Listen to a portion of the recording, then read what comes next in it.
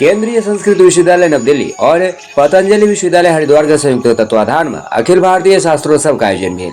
यही प्रतियोगिता में बिहार के रजत और कांस्य पदक के संगे संग विशिष्ट पुरस्कार सेहो भेटल। अखिल भारतीय शास्त्रीय स्पर्धा 2025 में बिहार झारखंड के मार्गदर्शक डॉक्टर त्रिलोक झा कहलाइन जे KSDSU दरभंगा के छात्रा सुप्रीता कुमारी अक्षर श्लोक स्पर्धा में दूसरा स्थान प्राप्त कर रजत पदक जीतलाइन। अमरकोश कंठपाठ में तेसर स्थान प्राप्त कर कांस्य पदक हासिल कलाइन। पटना विश्वविद्यालय के शोधार्थी शुभजीत फौजदार और सोमनाथ माइती के विशिष्ट पुरस्कार भेटलाइन। KSDSU स्नातकोत्तर ज्योतिष विभाग का प्रथम सेमेस्टर गणित ज्योतिष के छात्र विश्व मोहन झा, डॉक्टर संतोष कुमार झा का संतति सर्वज्ञा कुमारी और सर्वोत्तम कुमार झा का प्रदर्शन का सेहो सराहना भेल। योगपीठ के कुलाधिपति स्वामी रामदेव के सानिध्य में ई शास्त्रोत्सव संपन्न भेल।